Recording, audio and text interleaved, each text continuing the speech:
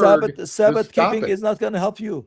Okay, 24 videotapes, and now I'm talking to Light. Light, please tell me, what do I need to do to keep the Sabbath holy? Please tell me. Follow the examples of Christ in the epistles and follow the commandment. When the day approaches, it's preparation day. Have your meals prepared before the day. And when you come into the day, you welcome in the Lord and you set everything that you would do personally on any other given day aside. And that's the point right there. What you would normally do personally, your own will, that's it. So whatever you're doing on your own will, and that's personal to you. I don't know what you do every single day. Okay, I know what I do every single day. And so with that in mind, I think, well, maybe, for example, maybe I'm not going to watch classic reruns of Star Trek: The Next Generation. Okay. Okay. But I'm going to give you a personal story. Before I started keeping the Sabbath, long time ago, when I was in the Marine Corps, I actually, and I didn't realize I was doing this until after. So many, many years later, when I started to keep the Sabbath, I realized I was naturally doing this. I would actually go into this room on base. I was part of the chaplain's religious command, meaning like that wasn't my primary job. I worked with the chaplain's religious command for 4 years, and I was dedicated with them for 6 months out of those 4 years in my 5 years of enlistment. And so I actually had access to like I had keys to different buildings, the Catholic chapel, the Protestant chapel, and even the I don't know what you call it, but it was like a little movie room that we would go and have like Bible studies throughout the week. We had snacks and stuff like that. And so every Friday night, I would actually go into the movie room all by myself. Nobody held services Friday night, obviously, because all the Marines are off base doing really ridiculous stuff. But for me, though, Friday night, if I wasn't dancing, because I used to teach dance and I used to do dancing like in Southern California, I would go into this room, so the Bible study room, movie Bible study room, and I would watch Samurai Jack. That was my thing. Like every Friday, I'd watch Samurai Jack on the Cartoon Network and just sit there alone. And the reason why I'm sharing that story is because I was setting myself apart during the Sabbath without realizing that's what I was doing. Staying away from the worldliness of all my Marine buddies. I was secluded, and I found the parallels of Samurai Jack, his character with Jesus. I actually started noticing, at least for the first 4 seasons, because the new season is very different. But the original 4 seasons, I started sharing with my mom and some of my friends. I'm like, I don't know if they modeled Samurai Jack after Jesus, but for some reason, why I'm seeing the character of Jesus when I'm watching Samurai Jack.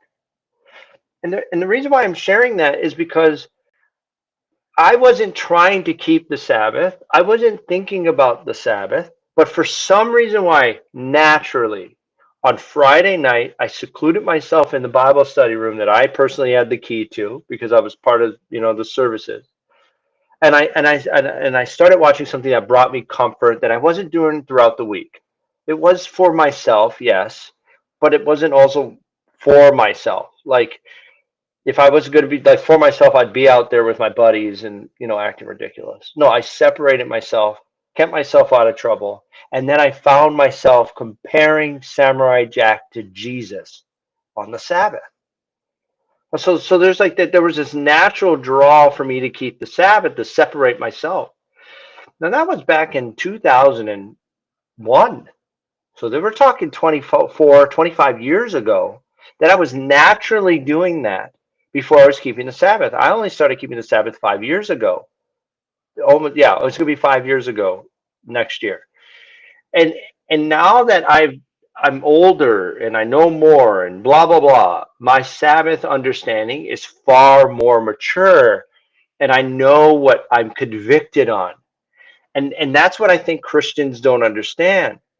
The Sabbath and how you keep it and how you come into it is part of your sanctification process, that you have a relationship with God.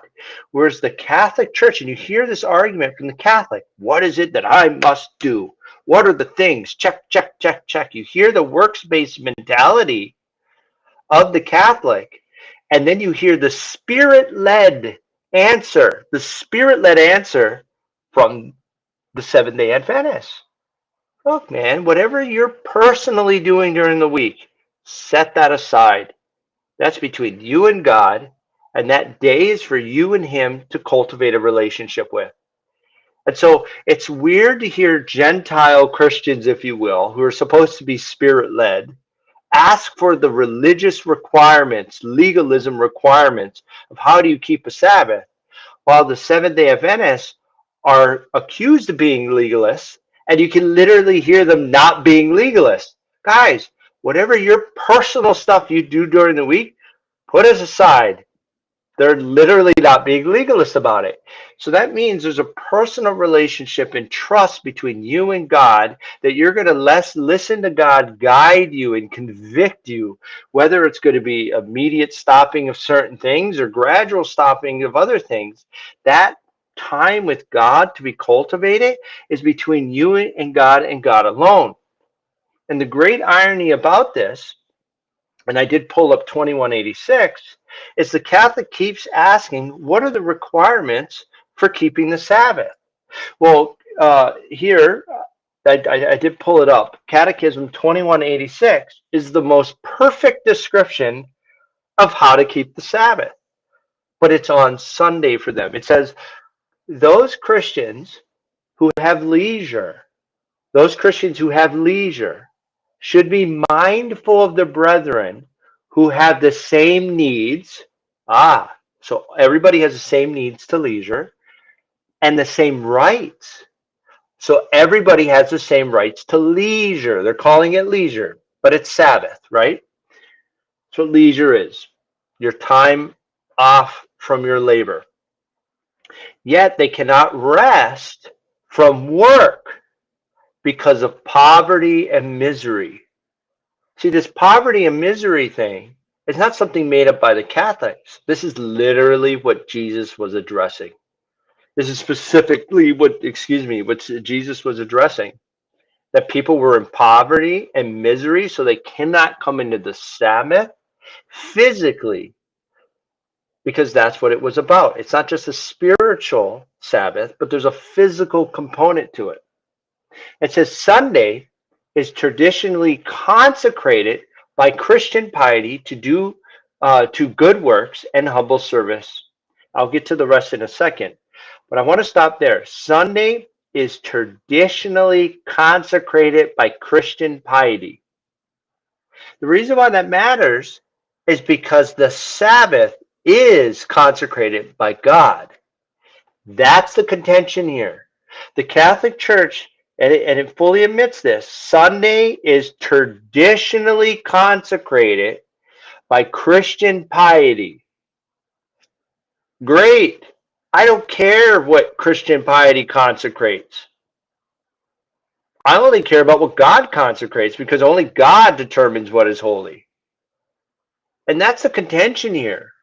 The Sabbath was never unconsecrated, but somehow it was deemed unconsecrated at some point. So it says here, the Christian piety to good works, humble service of the sick, the infirm, and the elderly.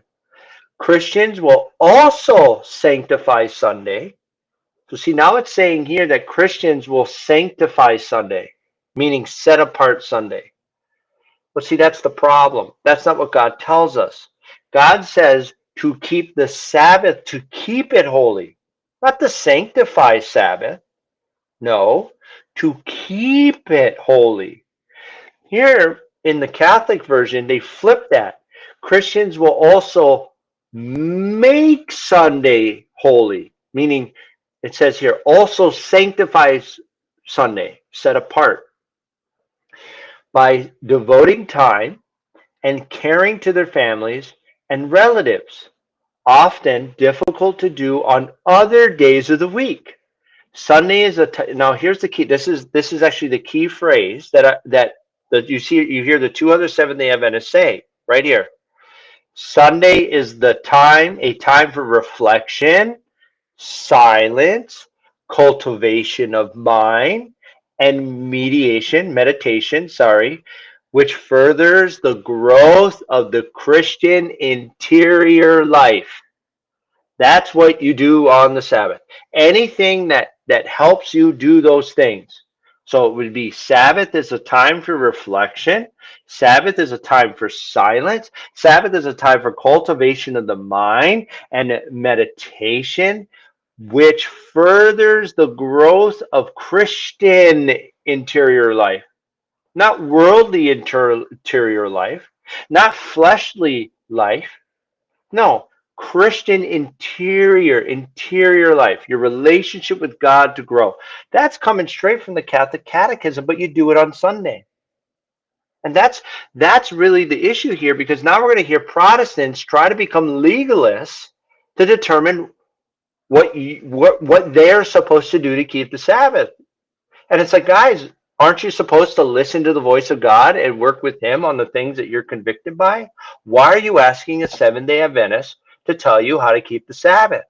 That's not what they're trying to do. The Catholics are the one trying to tell you how to keep Sunday. The Seventh-day Adventists are not. But you do see a bunch of Seventh-day Adventists give a bunch of lists and a bunch of recommendations, and it can be very conflicting. But that's not a Seventh-day Adventist thing.